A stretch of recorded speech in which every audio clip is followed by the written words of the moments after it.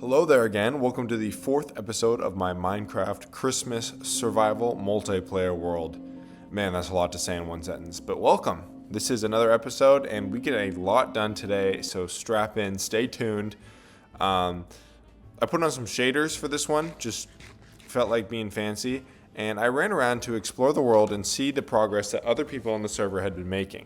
One of them had been making a villager trading hall with a nice little Christmas tree in the center. Pretty bougie. I don't know if I can make roof designs like that, but maybe I've got a long way to go.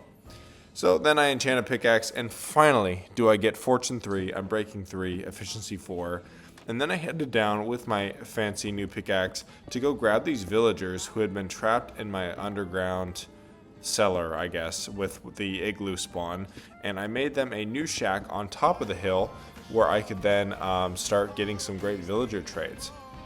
I did a level of 30 enchant here with my diamond axe, and I actually got silk touch, which I didn't really want because when I chop trees with silk touch, I feel like I just get a bunch of leaves, and I don't want leaves. Anyways, I did some mining and I got some diamond ore, but now with my diamond pickaxe with Fortune 3, I was kind of set. It was pretty sweet. Then I did some more strip mining and even found things like gold and redstone, and it was just overall a very fun experience to mine with Fortune 3 finally. Then I got to my place and I made a bunch of deep slate bricks with the new deep slate I had mined so that I could make a fancy little villager center back here on top of the mountain. With my deep slate bricks, I was just planning on making a foundation with some spruce wood on the sides and filling up most of the build, but yeah. I didn't think the villagers needed to live in something too fancy. I don't think villagers ever need to live in something fancy, but yeah, I just made them like a little shack and started getting my villagers. I think I did one toolsmith and then one Fletcher to start just so I could get emeralds, and then with those emeralds I could start trading for tools. I also started just trading as many times with that Fletcher as I possibly could because getting sticks is just so easy.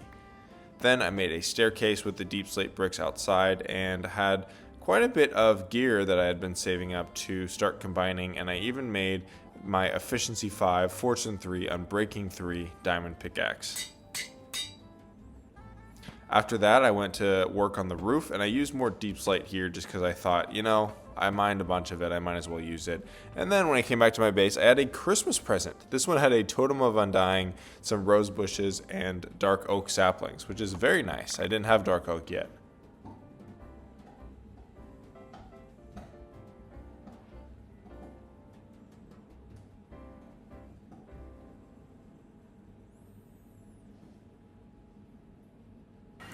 And after all that, I went to the Nether and I realized, man, my portal is very far vertically away from the town hall portal, and it's been kind of annoying. So what I was going to do is move the portal down and start making a kind of Nether hub, I guess you could say. And so I was looking around here and I decided to just move the portal down first, which I did. I cut that part out and then just started mining. I did a ton of mining, and I had this Efficiency 5 pickaxe and it was just mining like butter. So it was kind of addicting. What I ended up doing is taking the netherrack that I had mined, putting it in a furnace with lava, like a lava bucket, and then converting that to nether brick for my floor. And that was about all I had when I was thinking about doing this project and mining.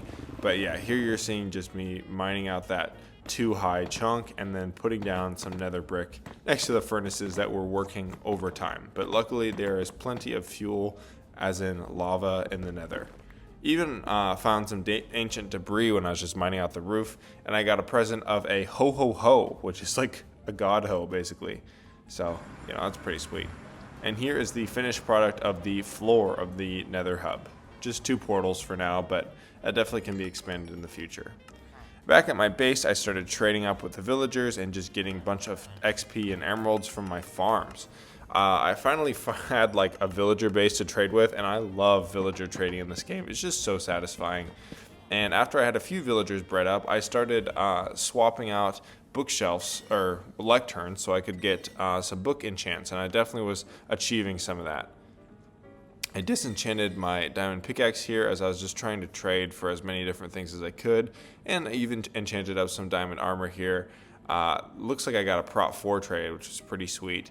and the sharpness 4 trade on the sword. So I took the sword one because it's kind of rare to get sharpness, I feel like, on diamond swords. Next, I got a mending villager. Finally a mending villager, and I traded up with him to get tons of mending books, because mending is like the best enchant in the game. I mean, being able to like never have to get new tools and gear is pretty sweet. And I also had this very large sugarcane farm. So now you can see I was getting quite a few good books from the villagers and just combining them together to make really good gear. This one was a looting 3 sharpness 4 mending sword, and then that mending axe, and then now I had a few levels left, and so I needed to go get some more. I ran very far out and found a Badlands biome, which is awesome because my biome is frozen. It is freaking cold out there. The North Pole is no joke, or I guess the South Pole is where I live. And then I went back to the Nether as I was doing lots of Nether travel back and forth from the Badlands to the Nether, because I thought, hey, there's all this cool blockage there, you know, the terracottas and all, and so I started making glazed terracotta walls and just a terracotta ceiling. This was just kind of a random thought of mine, and it honestly looked really ugly, like an old school bathroom with like ugly wallpaper and you can't look away.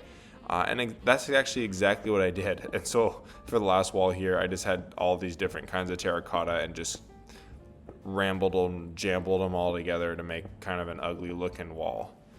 Then I got a smithing template of a netherite upgrade, and I kind of borrowed it from one of the guys on the server just so I could duplicate it. But then once you duplicate it, you can have an infinite amount. So it was kind of sweet. I didn't even have to go out and get it. And back at my base, I moved up all my animals and kind of made things clean. I made a clean farming area, just added a second pen, and yeah, moved the piggies over here so I had more room for other activities closer to my base. Honestly, if you can't tell, like I really like things organized. I even moved up the whole sugarcane farm a block just because I wanted to. And here's all the animals. I mean, I made like fancy little pens for them all. It's perfect. And I even made a pumpkin farm look all organized. It was beautiful. Over here, I wanted to plant some melons. I just needed to get some melons to start. And man, look at that snowman from last episode. It's beautiful. And then I went and did some nether mining, and I knew I needed to make some fire resistance potions if I really wanted to get some netherite, because man, it is hard to mine in the nether without lighting on fire every half second. So I made 3 8-minute fire resistance potions, and then went to the nether to find some netherite. Netherite was going to be so good, especially now that I had mending, because I was never going to lose the gear. And I even put on a resource pack. I hope this isn't cheating, just to see the netherite better.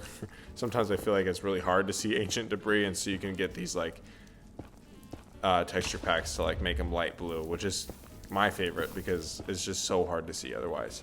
So here's me, just mining up some netherite. I was probably watching a Christmas movie while I was doing this. I like to stay festive, you know how it is. And man, was the netherite coming in good. When you have a bunch of beds, it makes it a lot easier, that's for sure. Here are all my netherite scraps. I think I grabbed enough to get full netherite armor and tools, and I won't even tell you how long it took me. It took a while. I definitely cut a few parts out, but here we go. 8 netherite ingots. That's no joke. And I even made more smithing templates here because I needed to make more so I wouldn't run out. And I had 9 total, so 1 extra just to use for future use.